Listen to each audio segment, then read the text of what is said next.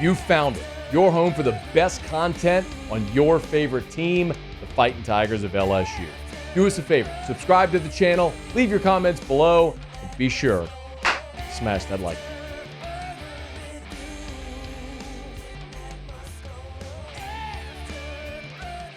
For the 8th time in program history, LSU is your college baseball national champion, and we will get used to hearing this for as long as we live and people talk about the 2025 Tigers. Shores comes set, the 0-1. Ground ball towards Dickinson, flips it to Milam. The relay to first in time! Tigers win! Tigers win! For the second time in 3 seasons and the 8th time in program history, the Fighting Tigers reach the pinnacle.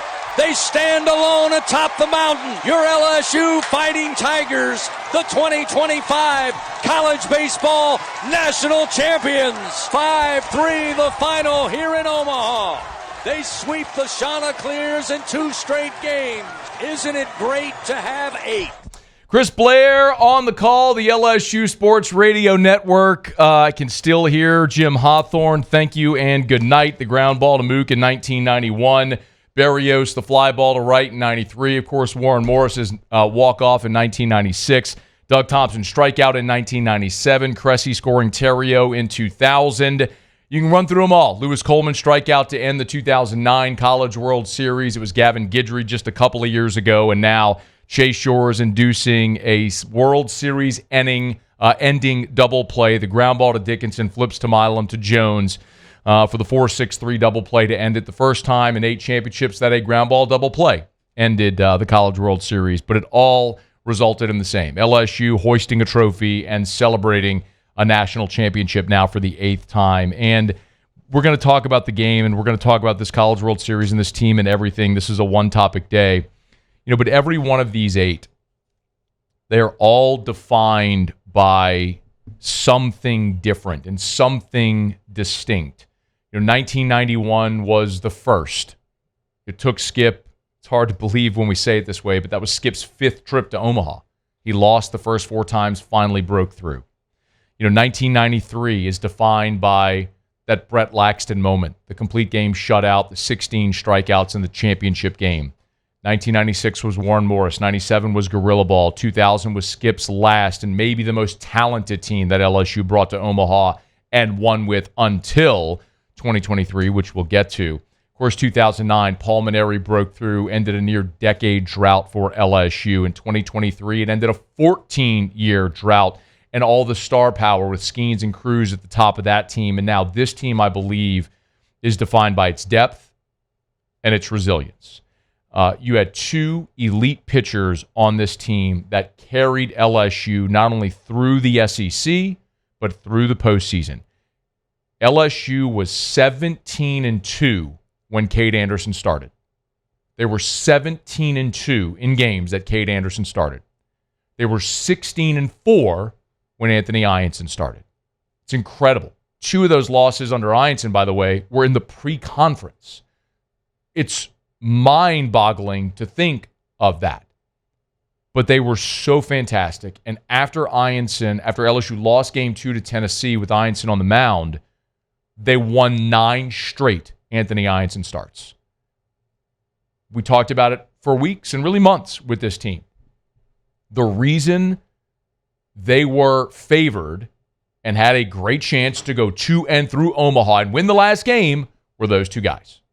Because when you can throw the 2 best pitchers in baseball at the front of your rotation in a postseason format and play your way through the winner's bracket, that is what can happen. And everything else fell into place. When I think about the resilience of this team, and it's something I know Jay Johnson talked about, they never got too high or too low at any point in the season. As a matter of fact, when Jay Johnson took the podium after LSU won its national championship on Sunday, this is how he opened. Unbelievable. I'm so proud right now. It's not to be taken for granted. Being here 2 years ago, that was special, greatest night of my life. This is equal and maybe even tops in some ways. It was probably a year ago today. We had 12 players in our program that actually played on the field for us in 2024. 12. That's not a lot. Then, as Coach Burtman would say, we ended up with some really good fortune. We had to go to work. We got the really talented freshmen through the high school draft or through the Major League Baseball draft, and in a month's time, we were able to add Chris, we were able to add Anthony, Zach Cowan, Luis Hernandez, Danny Dickinson, to those 12 guys, which were the right 12 guys. And not included in that 12 is Chase Shores. You don't get to this podium, you don't get to this moment without a lot of things going right over a long period of time. Chase Shores is the first real dude high school player that committed to us when I accepted the job.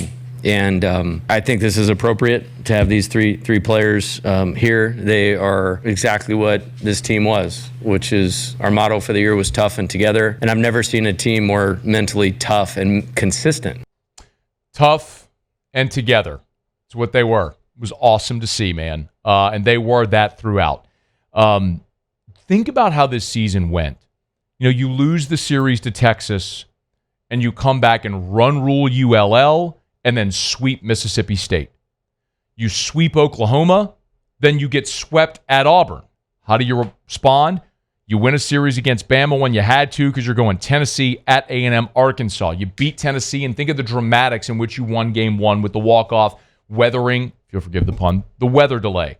Then you go lose 2 out of 3 on the road against A&M, which was so disappointing, especially looking ahead with Arkansas, your toughest series, coming to the box. You take 2 out of 3 from Arkansas, another 1:17 a.m. game. You're going to South Carolina, a team you should handle. You lose game 1, bounce back and win the next 2.